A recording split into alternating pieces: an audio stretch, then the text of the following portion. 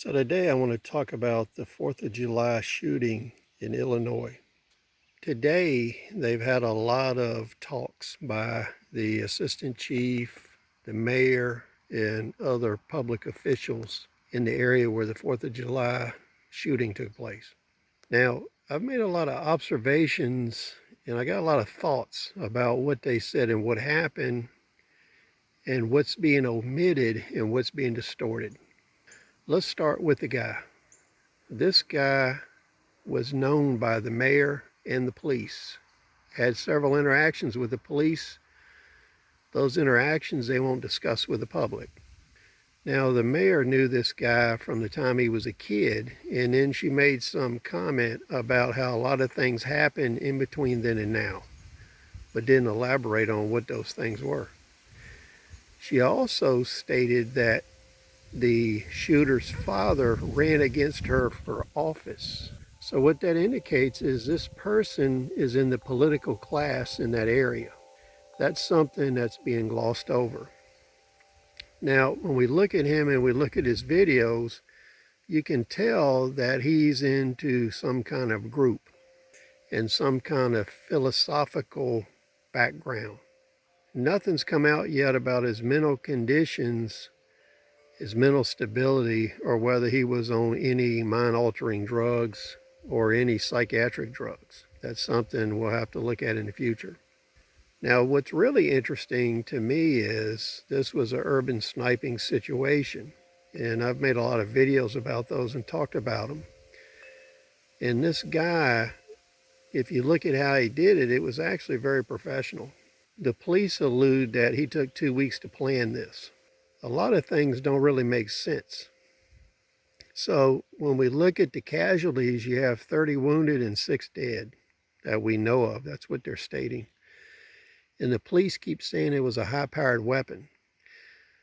But that doesn't really make sense when you look at the distribution of lethality versus the wound potential in the victims and the range that this engagement took place. So he was shooting from a one-story building pretty close to the parade.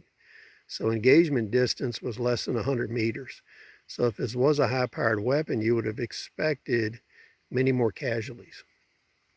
And then the police chief, after he was badgered by a reporter, pretty much admitted that it was an AR-type weapon that was recovered at the scene.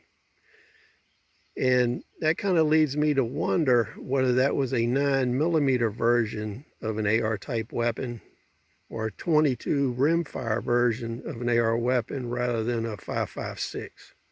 But that's yet to be determined. And you notice they're hiding all the information on the weapon that was recovered.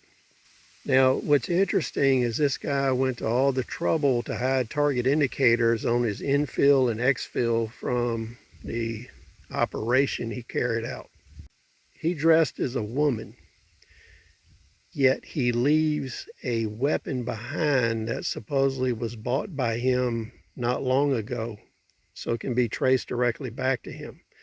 So why would he go through all the trouble of dressing like a woman to infill and exfil if he's going to leave primary evidence behind? And the fact that ATF could run this weapon so fast and find out who it belonged to, that means that this individual had to be in part of the forward tracking program.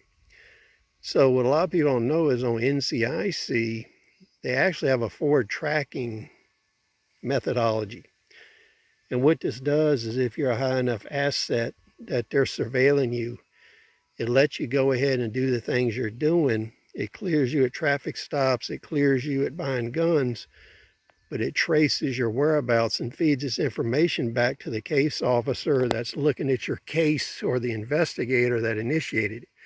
But it doesn't share any of this information with the beat cop, the state trooper, or anybody else. So for them to trace this recovered weapon back to him so fast, for this to happen this fast, they had to have a forward trace on this individual and then manually go to where the weapon was purchased and look at the records there. It seems highly likely that this person was under surveillance and forward tracked. Now, another interesting thing here is he had another weapon in the vehicle when he was caught, but they don't give you any details of that. And then you have an assistant chief at a press conference telling the public he doesn't know whether an assault weapon ban was in place at the time. I just find that ludicrous. Everybody knows in the area that shooting took place, there was an assault weapons ban in place and there was a high capacity magazine ban in place, but they keep saying everything was legally purchased. Under federal law, if you're a resident of an area that a weapon ban is in effect, you cannot legally purchase that type of weapon anywhere in the United States. Doesn't matter whether it's legal at the place you purchase it. If it's illegal in the place of your residence, it is unlawful for you to purchase that weapon.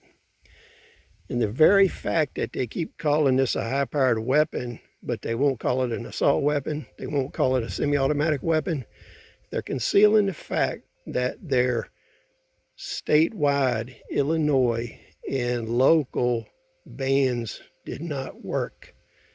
So how can you go into an area where you have a ban and legally buy the gun? That's ludicrous. Something's going on. Now, the last thing of interest is his infill exfil is a woman and supposedly long hair to cover his tattoos.